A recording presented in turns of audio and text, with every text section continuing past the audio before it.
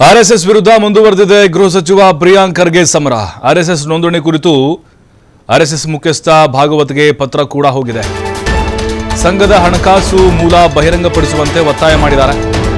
ನಿಮ್ಮ ಸಂಸ್ಥೆ ಹಣಕಾಸಿನ ಮೂಲಗಳೇನು, ಹೆಂಗ್ರಿ ದುಡ್ಡು ಬರುತ್ತೆ ನಿಮ್ಗೆ ಆರ್ಎಸ್ಎಸ್ನವ್ರಿಗೆ? ಆದಾಯದ ಮೂಲ ಯಾವುದು? ಎಲ್ಲಿಂದ ಬರುತ್ತೆ ಫಂಡು? ದೊಡ್ಡ ಸಂಘಟನೆ ಅನಾಮಧೇಯ ಕಾರ್ಯ ಸರಿಯೇ? ಇದು ಔಪಚಾರಿಕವಾಗಿ ನೋಂದಾಯಿಸಲ್ಪಟ್ಟಿದೆಯೇ? ರಿಜಿಸ್ಟ್ರೇಷನ್ ಆಗಿದೆಯಾ? ಅಫಿಷಿಯಲಿ ಎಲ್ಲಾಗಿದೆ ತೋರಿಸಿ. ಯಾವುದೇ ಸಂಸ್ಥೆ ಎಷ್ಟೇ ದೊಡ್ಡದಾಗಿರಲಿ, ಎಷ್ಟೇ ಹಳೆಯದಾಗಿರಲಿ, ಎಷ್ಟೇ ಪ್ರಭಾವಿ ಆಗಿರಲಿ, ಕಾನೂನಿಗಿಂತ ದೊಡ್ಡವರು ಯಾರೂ ಇಲ್ಲ, ಹೊರಗುಳಿಯಕ್ಕೆ ಸಾಧ್ಯ ಇಲ್ಲ. ನಿಮ್ಮ ಹಣಕಾಸು ಮೂಲವನ್ನ ಬಹಿರಂಗಪಡಿಸಿ ಅಂತೇಳಿ ಆರ್ಎಸ್ಎಸ್ ಮುಖ್ಯಸ್ಥ ಮೋಹನ್ ಭಾಗವತ್ ಗೃಹ ಸಚಿವ ಪ್ರಿಯಾಂಕ್ ಖರ್ಗೆ ಪತ್ರವನ್ನ ಬರೆದಿದ್ದಾರೆ. ಜಟಾಪಟಿಗೆ ಕಾರಣ ಆಗ್ತಿದೆ. ಈಗ ಈ ಹಿಂದೆ ಕೂಡ ಅವರು ಮಿನಿಸ್ಟರ್ ಇದ್ದಾಗ ಹೇಳಿದರು ಆರ್ಎಸ್ಎಸ್ ಬ್ಯಾನ್ ಮಾಡುವಂತಹ ಪ್ರಸ್ತಾವಗಳಿದ್ದಾವೆ ಅಂತ. ಆರ್ಎಸ್ಎಸ್ ಬ್ಯಾನ್ ಮಾಡಬೇಕು ಅನ್ನುವಂಥ ಅಭಿಪ್ರಾಯವನ್ನು ಕೂಡ ಹೊರಹಾಕಿದ್ರು. ಜೊತೆಗೆ ಸಾರ್ವಜನಿಕ ಪ್ರದೇಶದಲ್ಲಿ ಪಥಸಂಚಲನ ಮಾಡೋಂಗಿಲ್ಲ ಅಂತೇಳಿ. ಹಾಗಾದ್ರೆ ಆ ಪತ್ರದಲ್ಲಿ ಏನಿದೆ? ಸಂಘ 100 ವರ್ಷ ಪೂರ್ಣಗೊಳಿಸಿದೆ, ಅಭಿನಂದನೆ ಸಲ್ಲಿಸ್ತೇನೆ. ನೋಡಿ, ಇದರಲ್ಲಿ ವ್ಯಂಗ್ಯ ಕೂಡ ಇದೆ. ಸಂಘ 60,000ಕ್ಕೂ ಹೆಚ್ಚು ಶಾಖೆಗಳನ್ನು ಹೊಂದಿದೆ, ಕೋಟ್ಯಾಂತರ ಸ್ವಯಂ ಸೇವಕರನ್ನ ಹೊಂದಿದೆ ಅಂತ ಹೇಳ್ತೀರಿ. ಅದಕ್ಕೆ ಸಂಸ್ಥೆ ಪಾರದರ್ಶಕತೆ ಹೊಂದಬೇಕಲ್ವಾ? ದೊಡ್ಡ ದೊಡ್ಡ ಮೆರವಣಿಗೆ ಮಾಡ್ತೀರಿ ನೀವು. ನೋಡಿ, 100 ವರ್ಷ ಪೂರ್ಣಗೊಳಿಸಿದೆ, ಅದಕ್ಕೆ ಆರಂಭದಲ್ಲಿ ಅಭಿನಂದನೆ ಹೇಳ್ತೇನೆ. ದೊಡ್ಡ ದೊಡ್ಡ ಕಾರ್ಯಕ್ರಮಗಳನ್ನ ಮಾಡ್ತೀರಿ. ಇದನ್ನು ಅನೌಪಚಾರಿಕ ಸಂಸ್ಥೆ ಅಂತ ಭಾವಿಸಲಾಗಲ್ಲ. ಹಾಗಾಗಿ ನಿಮ್ಮ ಸಂಘದ ಹಣಕಾಸಿನ ಮೂಲಗಳೇನು? ದೊಡ್ಡ ಸಂಘಟನೆ ಅನಾಮಧೇಯ ಕಾರ್ಯ ಸರಿಯೇ?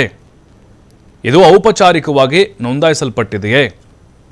ಯಾವುದೇ ಸಂಸ್ಥೆ ಎಷ್ಟೇ ದೊಡ್ಡದಾಗಿರಲಿ, ಹಳೆಯದಾಗಿರಲಿ, ಪ್ರಭಾವಿಯಾಗಿರಲಿ, ಕಾನೂನಿನಿಂದ ಹೊರಗುಳಿಯಕ್ಕೆ ಸಾಧ್ಯ ಇಲ್ಲ.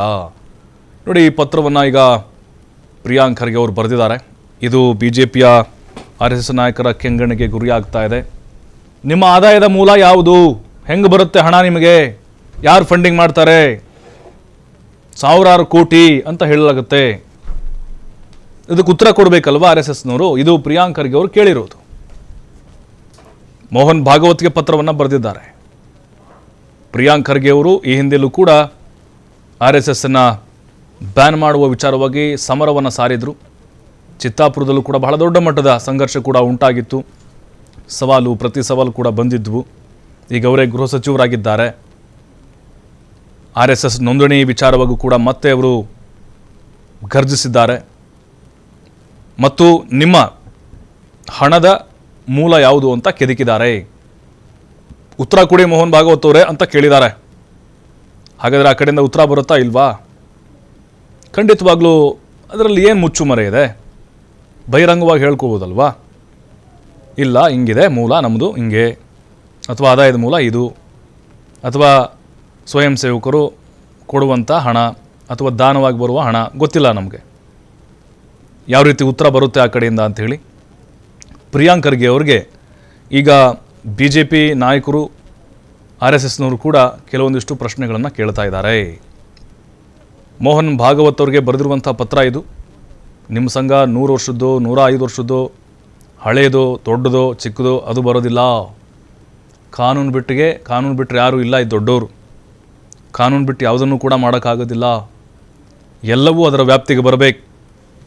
ಹಾಗಾಗಿನೇ ನೀವು ಮಾಹಿತಿಗಳನ್ನು ಕೊಡಬೇಕಾಗತ್ತೆ. ಬಹಿರಂಗವಾಗಿ, ಸಾರ್ವಜನಿಕವಾಗಿ ಅದನ್ನು ನೀವು ಡಿಸ್ಕ್ಲೋಸ್ ಮಾಡಬೇಕಾಗತ್ತೆ. ನೋಡಬೇಕು ಇದು ಮತ್ತೆ ಯಾವ ಥರದ ಕೆಸರೆರಚಾಟಕ್ಕೆ ಕಾರಣ ಆಗುತ್ತೆ ಅಂಥೇಳಿ. ಯಾಕಂದರೆ ಪ್ರಿಯಾಂಕ್ ಖರ್ಗೆ ಅವರು ಹೊಸದಾಗೇನು ಶುರು ಮಾಡ್ತಾ ಇಲ್ಲ. ಈ ಹಿಂದೆನೂ ಕೂಡ ಅವರು RSS ವಿಚಾರವಾಗಿ ಹಲವು ಪ್ರಶ್ನೆಗಳನ್ನು ಹಾಕ್ತಾಯಿದ್ರು. ಕೆಲವು ಸರಿ ಆ ಸಂಘಟನೆ ವಿಚಾರವಾಗಿ ಮತ್ತು ಅವರ ಕೆಲವೊಂದಿಷ್ಟು ಕಾರ್ಯಕ್ರಮದ ವಿಚಾರವಾಗಿ ಬಹಳ ಅವಾಚ್ಯವಾಗೂ ಕೂಡ ನಿಂದಿಸಿದಂಥ ಉದಾಹರಣೆಗಳಿದ್ದಾವೆ. ಈಗ RSS ವಿಚಾರವಾಗಿ ಪ್ರಶ್ನೆಗಳ ಮೇಲೆ ಪ್ರಶ್ನೆಯನ್ನು ಹಾಕಿದ್ದಾರೆ.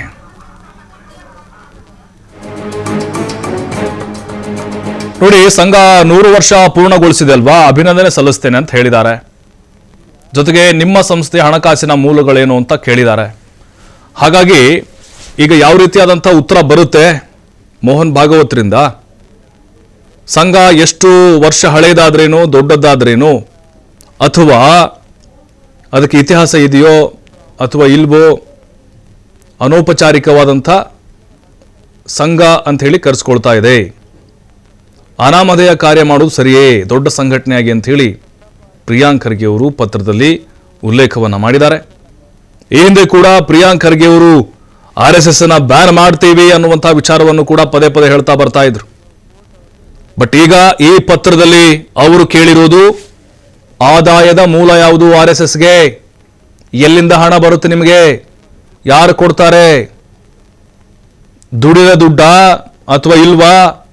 ಅದನ್ನ ಬಹಿರಂಗ ಮಾಡಿ. ಹಲವು ಬಿಜೆಪಿ ನಾಯಕರು ಕೇಳ್ತಾ ಇದ್ದಾರೆ, ಅದೆಲ್ಲ ನಿಮ್ಗೆ ಯಾಕೆ ಬೇಕ್ರಿ ಅಂತ ಕೆಲವರು ಕೇಳ್ತಾ ಇದ್ದಾರೆ. ಅದು ನಮ್ಮ ಸಂಘಟನೆ ಅಥವಾ ನಮ್ಮ ಸಂಘ, ಇದರ ಹಣದ ಮೂಲ ತೆಗೆದು ನೀವೇನು ಮಾಡ್ತೀರಿ ಅಂತ ಕೆಲವು ಪ್ರಶ್ನೆ ಕೇಳ್ತಾ ಇದ್ದಾರೆ. ಹಾಗಾಗಿನೇ ಇದು ರಾಜಕೀಯ ಜಟಾಪಟಿಗೆ ಕಾರಣ ಆಗ್ತಾ ಇದೆ. RSSನ ಆದಾಯದ ಮೂಲ ಯಾವುದು? ಇದು ಗೃಹ ಸಚಿವರು ಕೇಳ್ತಾ ಇರುವಂತಹ ಪ್ರಶ್ನೆ. ಮೋಹನ್ ಭಾಗವತ್ ಅವರಿಗೆ ಉತ್ತರ ಬರುತ್ತಾ ಅಥವಾ ಇಲ್ವಾ? ಇವತ್ತು ಕೇಳ್ತಿಲ್ಲ ಅವರು, ಬಟ್ ಪತ್ರವನ್ನ ಫಸ್ಟ್ ಟೈಮ್ ಮೋಹನ್ ಭಾಗವತ್ ಬರೆದಿರೋದು. ಹಿಂದೆ ಹಲವು ಬಾರಿ ಪ್ರಶ್ನೆಗಳನ್ನ ಕೇಳ್ತಾ ಇದ್ರು, ಬಟ್ ಅದಕ್ಕೆ ಸಮರ್ಥವಾಗಿ ಉತ್ತರವು ಕೂಡ ಬರ್ತಾ ಇರಲಿಲ್ಲ. ನೋಂದಣಿ ಮಾಡಿಸ್ಕೊಳ್ಬೇಕಾದಂಥ ಅವಶ್ಯಕತೆ ಏನಿದೆ? ನೋಂದಣಿ ಯಾಕೆ ಬೇಕು ಇವರಿಗೆ? ನಾವೇನಾದ್ರು ದೇಶದ್ರೋಹಿ ಚಟುವಟಿಕೆ ಮಾಡ್ತಿದ್ದೇವಾ? ಸಮಾಜಘಾತುಕ ಚಟುವಟಿಕೆ ಮಾಡ್ತಾ ಇದ್ದೀವಾ? ಈ ಥರದ ಪ್ರಶ್ನೆಗಳು ಕೂಡ ಆ ಕಡೆಯಿಂದ ಬಂದಿತ್ತು. ಮತ್ತಷ್ಟು ಮಾಹಿತಿ ನಮ್ಮ ಪ್ರತಿನಿಧಿ ಶಿವಕುಮಾರ್ ನೀಡ್ತಾರೆ. ಶಿವಕುಮಾರ್, ಈಗ ಪ್ರಿಯಾಂಕ್ ಖರ್ಗೆ ಅವರು ಹೋಮ್ ಮಿನಿಸ್ಟರ್ ಆಗಿದ್ದಾರೆ. ಕೆಲವೊಬ್ರು ಹೇಳ್ತಾ ಇದ್ದಾರೆ ನಿರೀಕ್ಷೆ ಮಾಡಿದ್ವಿ RSS ಮೇಲೆ ಇವರು ಮುಗಿ ಬೀಳ್ತಾರೆ ಅಂತ ಕೆಲವೊಬ್ರು ಹೇಳ್ತಿದ್ದಾರೆ. ಬಟ್ ಎಲ್ಲೊಂದು ಕಡೆ ಬಹಿರಂಗವಾಗಿ ಪತ್ರವನ್ನು ಬರೆದಿರೋದು ಕೂಡ ರಾಜಕೀಯ ಕೆಸರಾಚಾಟಕ್ಕೆ ಮತ್ತೊಂದು ಅಸ್ತ್ರ ಸಿಕ್ಕಂತಾಗಿದೆ. ಹಾಗಾದ್ರೆ ಈಗ ಯಾವ ರೀತಿ ನೋಡ್ಲಾಗ್ತಿದೆ ಇದನ್ನ? ಪ್ರಭು, RSS ನ ಸರಸಂಘ ಚಾಲಕರಾಗಿರುವಂತಹ ಮೋಹನ್ ಭಾಗವತ್ ಅವರಿಗೆ ಗೃಹ ಸಚಿವ ಪ್ರಿಯಾಂಕ್ ಖರ್ಗೆ ಅವರು ಪತ್ರವನ್ನ ಬರೆದಿದ್ದಾರೆ. ಪತ್ರದಲ್ಲಿ ಸಂಘದ ಉಲ್ಲೇಖವನ್ನ ಮಾಡಿದ್ದಾರೆ. ಅಂದ್ರೆ ಸಂಘ ಬೆಳೆದು ಬಂದಿರುವಂತಹ ದಾರಿ, ಅದಕ್ಕೆ 100 ವರ್ಷ ಪೂರ್ಣಗೊಳಿಸಿರುವಂತದ್ದಕ್ಕೆ ಅಭಿನಂದನೆಯನ್ನ ಸಲ್ಲಿಸಿದ್ದಾರೆ. ಅದರ ಜೊತೆಗೆ ಕೆಲವು ಪ್ರಶ್ನೆಗಳನ್ನು ಕೂಡ ಎತ್ತಿದ್ದಾರೆ. ಸುಮಾರು 7 ಪ್ರಶ್ನೆಗಳನ್ನ ಸಂಘದ ಮುಖ್ಯಸ್ಥರಿಗೆ ಎತ್ತಿದ್ದಾರೆ.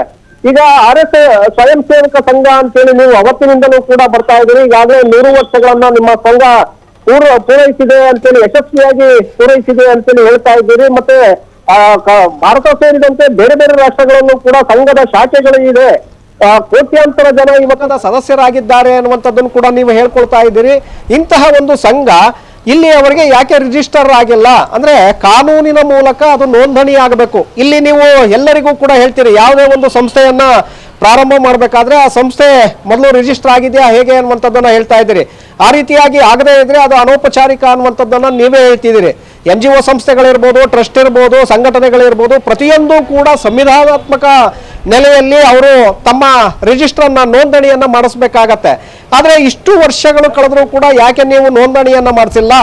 ಸಂಘಕ್ಕೆ ಎಲ್ಲೆಲ್ಲಿಂದ ಹಣಕಾಸು ಬರ್ತಾ ಇದೆ ಅದರ ಬಗ್ಗೆ ಯಾಕೆ ನೀವು ಪಾರದರ್ಶಕವಾಗಿ ಜನರ ಮುಂದೆ ಇಟ್ಟಿಲ್ಲ? ಸಂಘದ ಹಣವನ್ನ ಯಾವುದಕ್ಕೆ ಬಳಕೆ ಮಾಡ್ಕೊಳ್ತಾ ಇದ್ದೀರಿ? ಇಲ್ಲಿಯವರೆಗೆ 100 ವರ್ಷಗಳಾದ್ರೂ ಕೂಡ ಇದು ಅನೌಪಚಾರಿಕವಾಗಿಯೇ ಮುಂದುವರೆದೇ ಇರುವಂತದ್ದು ಯಾಕೆ? ಯಾಕೆಂದ್ರೆ ಇವತ್ತು ಜನಸಾಮಾನ್ಯರು ಕೇಳ್ತಾ ಇದ್ದಾರೆ. ಜನಸಾಮಾನ್ಯರಿಗೆ ನೀವು ಪಾರದರ್ಶಕವಾದಂತಹ ಸಂಸ್ಥೆ ಅಂತೇಳಿ ನೀವು ಹೇಳ್ಕೊಳ್ತಾ ಇದ್ದೀರಲ್ಲ, ಹಾಗಾಗಿ ಪಾರದರ್ಶಕವಾಗಿರುವಂತವ್ರು ಇದನ್ನೆಲ್ಲ ಯಾಕೆ ಎಷ್ಟು ದೇಣಿಗೆ ಬರುತ್ತೆ?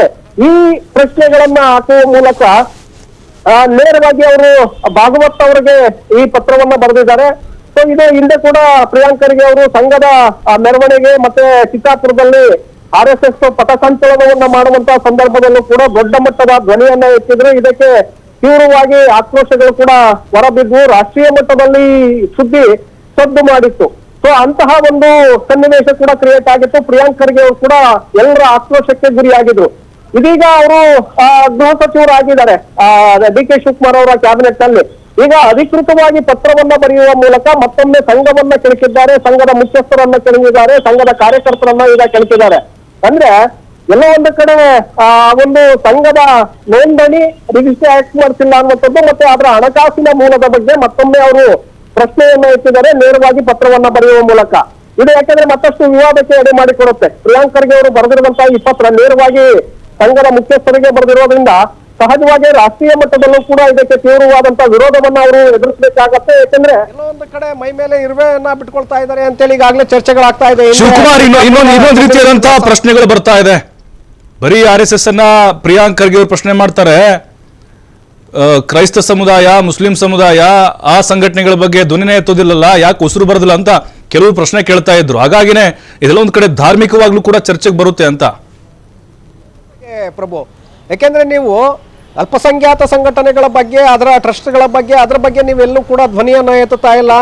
ಜೊತೆಗೆ ಬೇರೆ ಬೇರೆ ಸಂಘಟನೆ, ಬೇರೆ ಧರ್ಮೀಯ ಸಂಘಟನೆಗಳ ಬಗ್ಗೆ ನೀವೆಲ್ಲೂ ಕೂಡ ಚರ್ಚೆಯನ್ನು ಹುಟ್ಟು ಹಾಕ್ತಾ ಇಲ್ಲ. ಕೇವಲ ಸಂಘವನ್ನೇ ಯಾಕೆ ಟಾರ್ಗೆಟ್ ಮಾಡ್ತಾ ಇದ್ದೀರಿ ಅಂತೇಳಿ ಈಗಾಗಲೇ ಅದಕ್ಕೆ ಸಾಕಷ್ಟು ಅಪಸ್ವರ ಆಕ್ಷೇಪಣೆಗಳು ಕೂಡ ಕೇಳಿ ಬಂದಿದ್ವು. ಯಾಕೆಂದರೆ ತೀವ್ರವಾಗಿ ವಿರೋಧಗಳು ಕೂಡ ಎದುರಾಗಿತ್ತು.